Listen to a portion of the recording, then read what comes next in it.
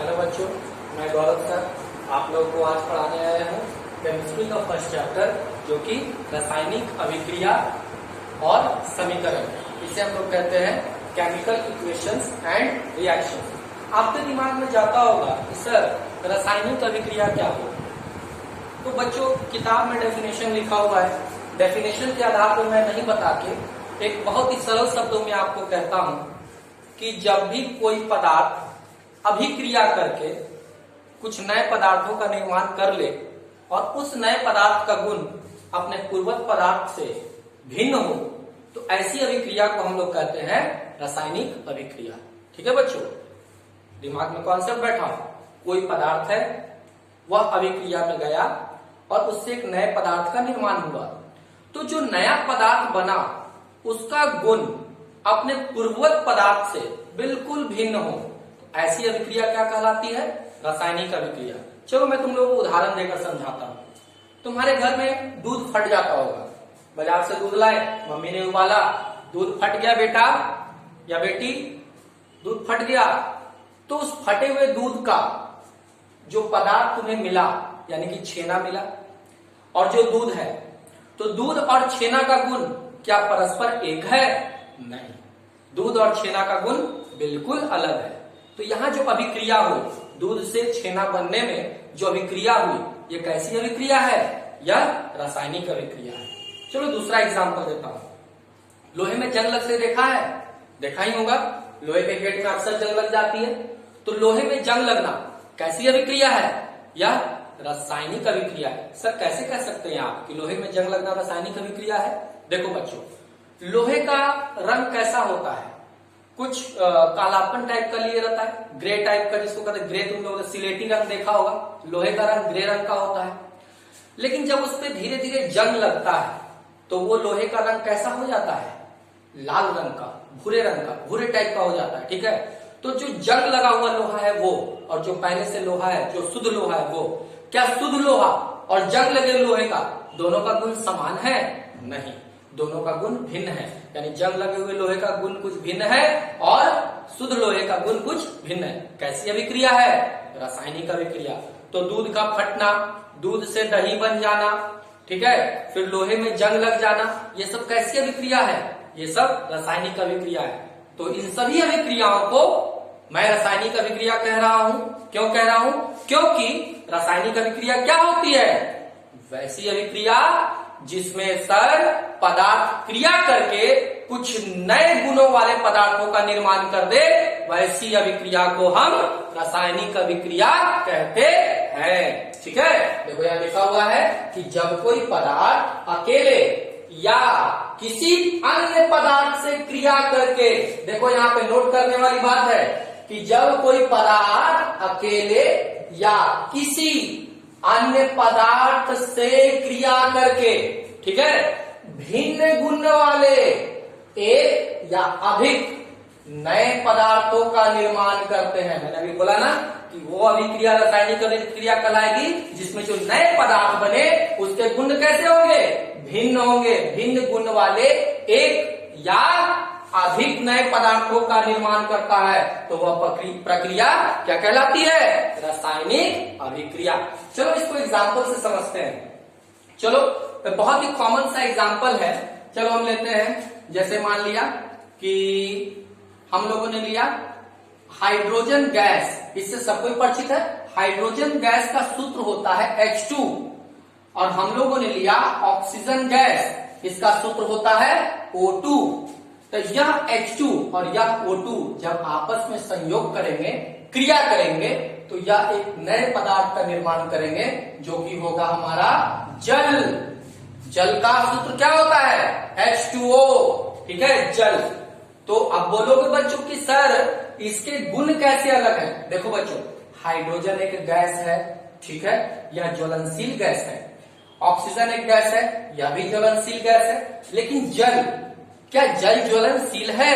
कहीं आग लगती है तो क्या वहां पे जल डालने से आग और बढ़ जाती है? नहीं।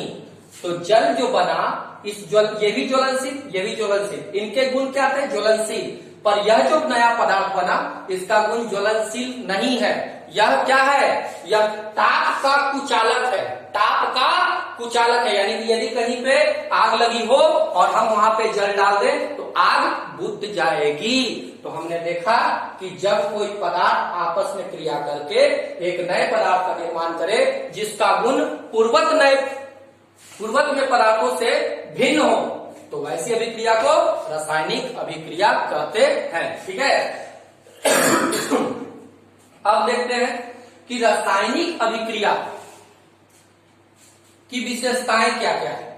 ठीक है, तो रासायनिक अभिक्रिया की विशेषता बच्चों, यानी कि कहने का अर्थ मेरा यह है बच्चों कि तुम्हारे दिमाग में एक तरह का प्रश्न उठ रहा होगा कि सर हम कैसे कह सकते हैं कि कोई अभिक्रिया रासायनिक है अथवा नहीं। ठीक है, तो बच्चों यदि कोई क्रिया रासायनिक होती है, यदि वो क्रिया रासायनिक अभिक्रिया है, तो उसमें निम्न 5 प्रकार के गुण तुम्हें देखने के लिए मिलेंगे। उसमें से गैस की उत्पत्ति हो सकती है, उसमें अवक्षेप बन सकता है, उसमें रंग का परिवर्तन आ सकता है।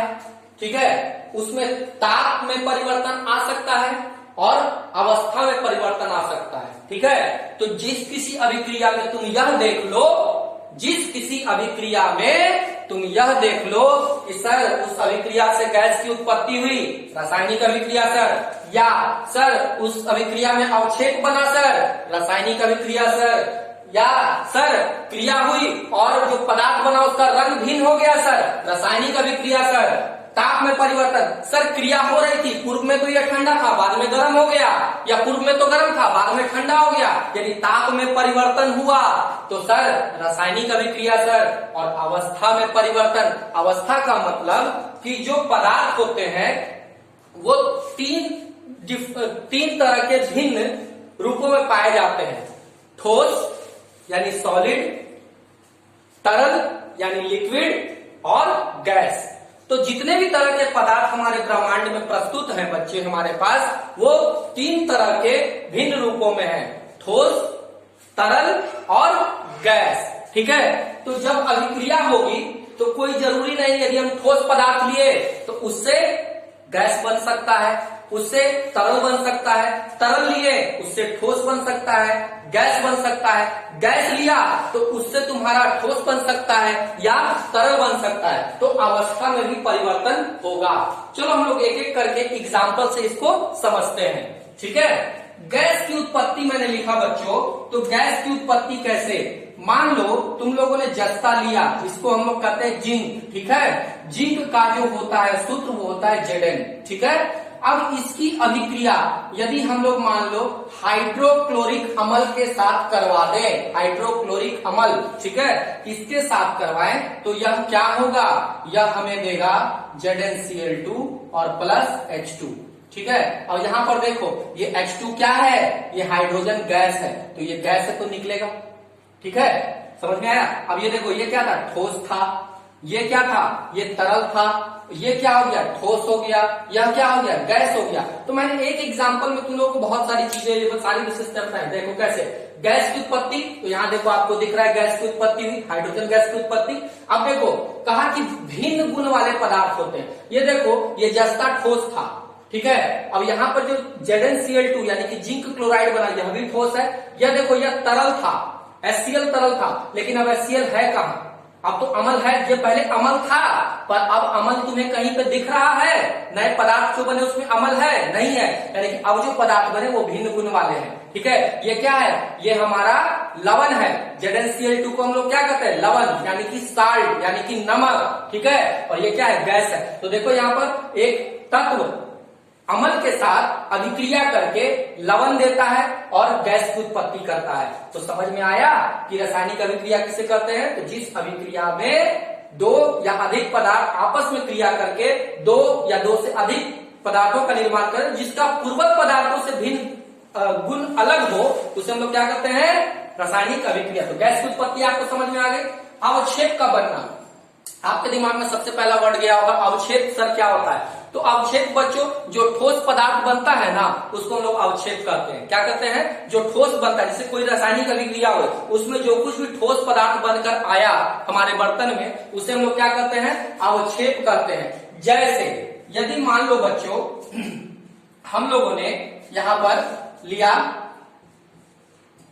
बैरियम क्लोराइड, ठीक है, और इसका रिएक्शन हम लोग, इसका अभिक्रिया हम लोग सल्फ्यूरिक अम्ल के साथ करवाते हैं, तो यह हमें क्या देगा, यह हमें देगा बैरियम सल्फेट और क्या देगा HCl, ठीक है। अब ये बैरियम सल्फेट क्या है तुम्हारा बच्चों, यही है तुम्हारा अवक्षेप, क्योंकि ये जो बैरियम सल्फेट बनेगा यह एक ठोस होगा, ठीक है। बैरियम सल्फेट क्या होगा, ठोस होगा, क्लियर, ओके।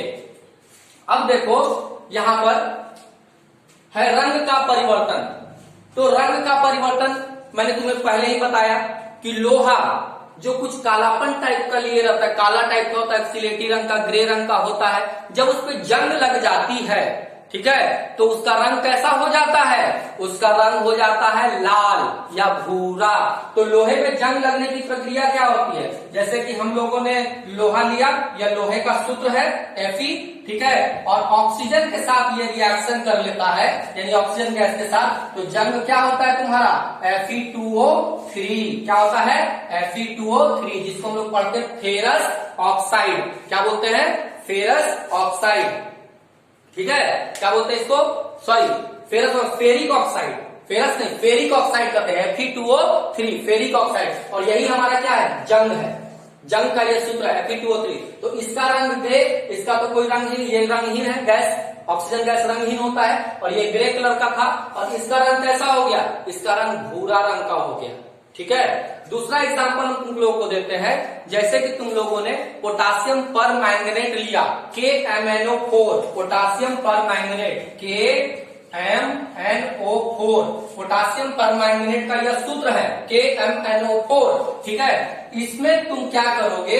कि नींबू के रस को धीरे धीरे पोटासियम पर मैंगनेट 4 पर निचोड़ोगे, तो पोटासियम पर मैंगनेट का जो रंग होता है बच्चों वो बैगनी रंग का होता है, ठीक है। पोटासियम पर मैंगनेट कैसा होता है, बैगनी रंग का होता है, पर जैसे जैसे तुम नींबू का रस निचोड़ोगे तो उसका बैगनी रंग क्या होगा, सादा पड़ते चला जाएगा, और धीरे धीरे बैगनी रंग क्या होगा, समाप्त हो जाएगा। तो वहां पर देखो क्या हुआ, रंग का परिवर्तन। तो रंग का परिवर्तन भी क्या होता है, रासायनिक अभिक्रिया में ही रंग का परिवर्तन होता है, यानी रासायनिक अभिक्रिया की एक विशेषता रंग का परिवर्तन भी है। तो आपको समझ में आया गैस की उत्पत्ति, अवक्षेप का बनना और रंग का परिवर्तन। आइए अब देखते हैं ताप में परिवर्तन। बहुत आसान एग्जाम्पल है, आप लोग घर में दिवाली में इस एग्जाम्पल को बहुत बार दोहराते हो। आप लोग घर में दिवाली में चूना पोतते हो, घर में व्हाइट वॉश में चूना पोचाड़ा करते हो, तो पोचाड़ा करने के लिए तुम लोग बाजार से क्या खरीद के लाते हो, चूना पत्थर, ठीक है, क्या खरीद के लाते हो, चूना पत्थर। जब उस चूना पत्थर में तुम लोग जल मिलाते हो तो क्या देखते हो, वो चूना खौलने लगता है। प्रथम में वो चूना क्या था, ठंडा था, जल क्या था, ठंडा था, ठंडे में ठंडा मिला है, लेकिन धीरे धीरे वो क्या हो गया, गर्म हो गया। तो यहाँ पर क्या हुआ, ताप का परिवर्तन। और इसका एग्जाम्पल आपको देखना है बच्चों कि वो कैसे होता है। तो चूना पत्थर को, यानी कली चूना जिसको हम लोग कहते हैं, तो कली चूना का जो सूत्र होता है वो होता है CaO।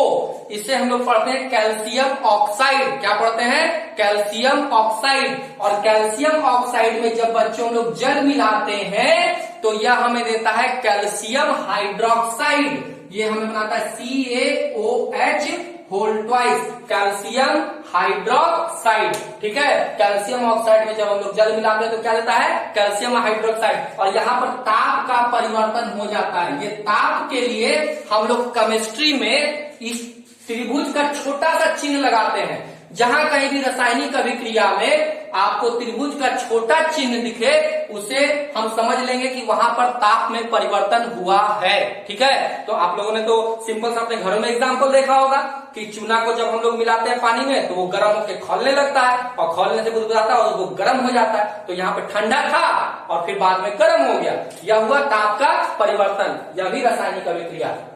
उसके बाद अवस्था में परिवर्तन। तो अवस्था में परिवर्तन मैंने आप लोगों को पहले एग्जाम्पल में दिखाया था। देखिए यह क्या था, यह गैस था। हाइड्रोजन क्या होता है, गैस। ऑक्सीजन क्या था, गैस।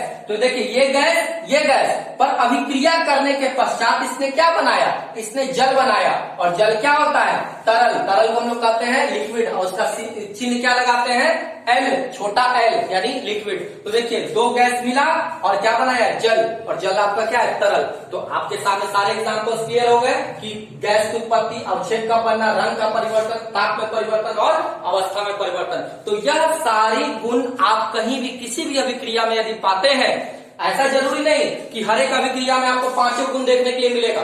हो सकता है कि इनमें से कोई 2 गुण देखने के लिए मिले, हो सकता है इनमें से कोई 1 गुण देखने के लिए मिले, हो सकता है कि ये सारे गुण देखने के लिए मिले। तो इस पांचों में से कोई एक गुण भी आपको किसी क्रिया में या अभिक्रिया में नजर आती है तो वह अभिक्रिया रासायनिक अभिक्रिया होगी। आशा करते हैं कि आप लोगों को रासायनिक अभिक्रिया समझ में आई होगी।